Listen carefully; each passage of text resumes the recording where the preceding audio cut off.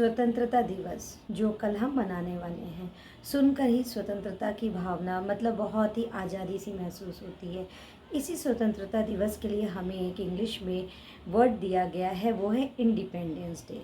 और हम इस वर्ड को बहुत ज़्यादा ही प्राउड के साथ यूज़ करते हैं कि we are going to celebrate independence day on 15 August. तो हम इसे बहुत ही प्राउड के साथ यूज़ करते हैं, पर ये वर्ड हमें मिला कहाँ से है? उन्हीं से जिनसे हम आज़ाद हुए हैं। तो इसलिए यहाँ पे ये मेरे बताने का है मतलब कि इंग्लिश जो है हमारी, हम देखा जाए तो उन्हीं से ही आज़ाद हुए हैं। लेकिन आप 15 अगस्त या 26 जनवरी के दिन अगर देखें तो मोस्टली जगह पे स्पीच जो होती है वो इंग्लिश में ही दी जाती है। तो इससे तो हमें कभी भी आज़ादी नहीं मिलने वाली है, क्योंकि हम ये लैंग्वेज है और हमें इसे सीखना है। और हम इस लैंग्वेज के अगर एक अलग शब्दों में कहें तो गुलाम बन चुके हैं। हमें ये सीखना ही है, ये हमारी मजबूरी है। क्योंकि अगर आपको इंग्लिश अच्छी आती है, it means you are going to be saluted everywhere. और अगर आपको ये लैंग्वेज नहीं आती है तो आपको सजेशन दी जाती है कि इंग्लिश इम्प्रूव करिए। तो ये एक हमारी बहुत बड़ी प्रॉब्लम है। लेकिन यहाँ पे नेगेटिविटी छोड़कर पॉजिटिविटी के साथ आकर इस भाषा को सीखना है, इसके ऊपर मेरी कमांड होनी है। ये आप अपने फ्रंट में ले आइए, क्योंकि आप इसको ये मत सोचिए कि मुझे इस पर प्राउड करना है। आप ये सोचिए कि मुझे इस पर कमांड रखनी है। इट मीन्स कोई अगर कुछ कह रहा है, इतनी एबिलिटी होनी चाहिए, जैसे मुझे मेरी मदर टंग बहुत अच्छे से आती है, इतनी एबिलिटी होनी चाहिए कि मैं समझ सकूं और सामने वाले को उसका रिप्लाई दे सकूं। और अगर कहीं बोलने की बारी आ रही है तो वहाँ पे भी मैं कंफर्टेबली बोल सकूं। तो ये लैंग्वेज है।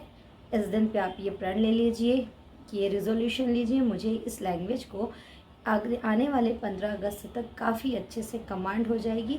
और उसके बाद से मेरी ये जो एक मजबूरी है इंग्लिश लैंग्वेज की, वो मैं दूर कर लूँगी या कर लूँगा। तो ये चीज़ आपके ऊपर डिपेंड है।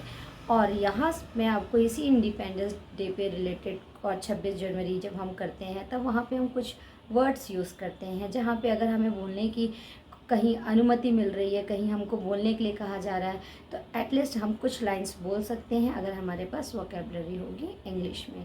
First word is for our flag. Flag मतलब झंडा, झंडे को फ्लैग, और इसे ट्राई कलर भी कहते हैं क्योंकि इसमें 3 कलर होते हैं।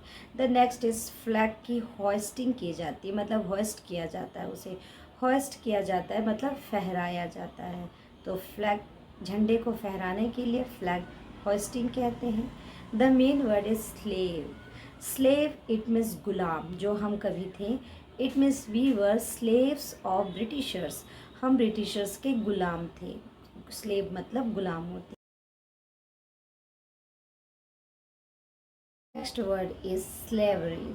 स्लेवरी इट मीन्स गुलामी। सो यहाँ पे सेंटेंस में आप बोल सकते हैं, our slavery abolished on 15 August 1947। Next word is martyr. Martyr मतलब ना, इसे मार्टियर नहीं पढ़ते हैं, मार्टर यानी शहीद होते हैं, जो हमारे शहीद थे, जहाँ पे हम कह सकते हैं we should salute our martyrs. Next is the martyrdom. Martyrdom it means शहादत, मतलब जो लोग शहीद हुए हैं उनकी शहादत। तो we can never forget martyrdom of our martyrs. Right, right it means dange, so we can use this right in our sentence. Many riots used to happen when we were slavery of britishers. The next is the massacre. Massacre it means the hatyakand, so we can use this massacre in our sentence. We can never forget the massacre of Jallianwala Bagh. Next is jhaki, matlab tableau or glimpse, and we see tableau or glimpse every year on 15th August. I hope you got lots of vocabulary, so use this vocabulary in your language and always command on the English language. Don't proud. Continue with me.